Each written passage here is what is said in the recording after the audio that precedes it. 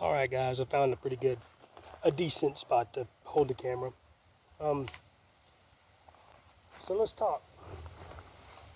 I was telling you earlier that I had a stroke. Well, let me back up. These nice doctors and nurses at Prisma Health in Greenville, South Carolina, those people are angels. They, all these nice doctors and nurses, not one of them come up to me and said, Ryan, you were drunk. Something told me my ass was drunk. Now I don't drink anymore. Not because of this. I always say the Lord took that taste out of my mouth. But something told me I was drunk. Well, I get to looking at my medical records, and my toxology report was cannabis, fentanyl, which is all on them, and alcohol. And it was 115 out of 88 or something. I don't know. But what happened was I didn't have a stroke that sent me to the ground. My life choices, getting drunk, driving a motorcycle, put me on the ground, and when in doing so, knocked a blood clot loose in my neck on my right side. And luckily they caught, they responded to me, in a quick time. I remember nothing. All I remember, and this is, I'm not even sure if this really happened, but in my mind there's a memory of it. I was laying there on the ground after I had the wreck, and I seen all the flashing lights, and I said, you know what? I said, we'll just play dead. I said, they'll take me to the hospital instead of jail. And mind you, I'm from down in Alabama, but this is up in South Carolina. Anyway, so these three paramedics, they walk up, and two of them are like, oh no, bro, this one's got to be dead. Look at his bike, bro. And they're like, holy shit. And then I'm laying on the ground. I ain't dead. And they said, whoa, you okay, dude? I said, yeah, I'm good. I said, I just slipped.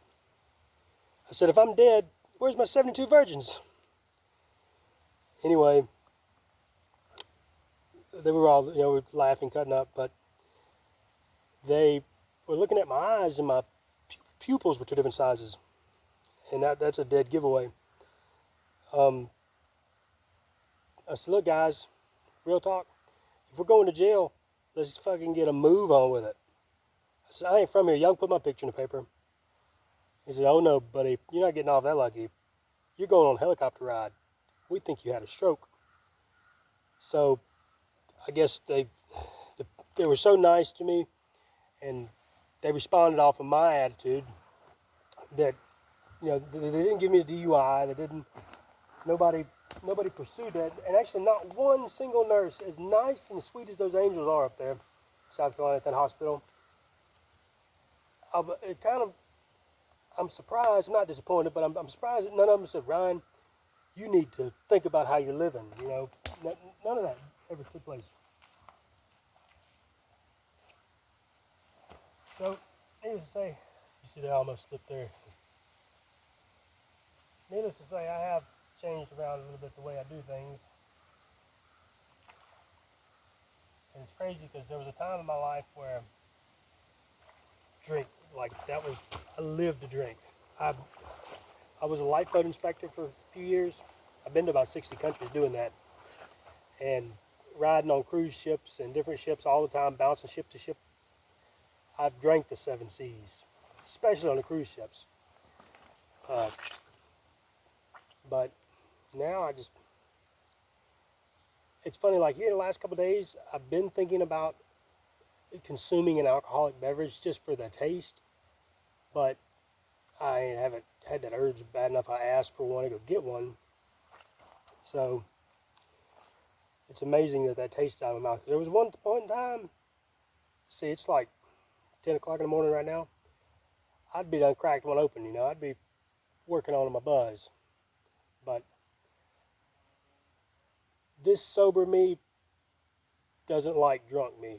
It's really like, it's like November 26th, Steady died, and now I'm just here cleaning up this asshole's mess. And boy, what a mess did he live. Anyway, if you guys got questions, I said questions, not comments. I don't give a shit. You can comment if you want. Uh, if you guys got questions for me, shoot away. If any of you guys are in Greenville, South Carolina, and you have a family member that works in Prisma Health, no matter if they're a janitor, you tell them that I said thank you. Because if not for them in that hospital, I wouldn't be out here being able to do this. You know, I do remember one time when I finally woke up. I was just coming out of surgery. They put 2 stents in my neck. I had no idea. And this nurse was like, "Oh, you're awake. How are you feeling?" I'm like, I was really confused. She said, "Well, look, you had a stroke while driving your motorcycle, blah, blah." And I said, "Holy shit. Damn it, boy."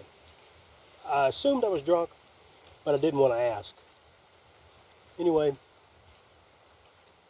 she said, "You're just coming out of surgery." I said, "Surgery?" She said, "Yeah, we put 2 stents in your neck." I said, "You did what? Who told you could do that?" You know, and I was feeling on my neck for a scar. They go in like your leg down here, and they snake that thing all the way up, and then they blow it up your artery, and it's a process to put a stent in.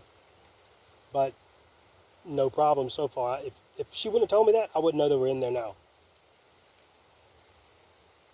But I actually got to go back to Prisma Health and go in there last April and tell that floor thank you.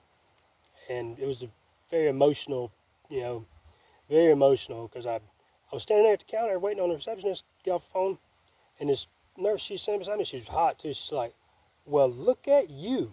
I said, "You ain't too bad looking yourself." She's like, "Do you not know who I am?" I said, "Oh no, I don't know who you are." She's like, I'm the one that taught you how to do what you're doing right now. Walk in here." I was like, "Whoa." And then she started asking me all these personal questions about going to find shark's teeth, and we'll get to that later. People in my life, my dog, just all these, like, this chick knew me pretty well. Apparently, we had a lot of conversation in the hospital. Again, there's some things in my mind that I've forgotten, and then there's some things that are erased. And some of them, good riddance. But anyway, that's a little sharing you a little bit more background on Steady. Anyway, I'm going to move up and go fish. Fuck off, go fish.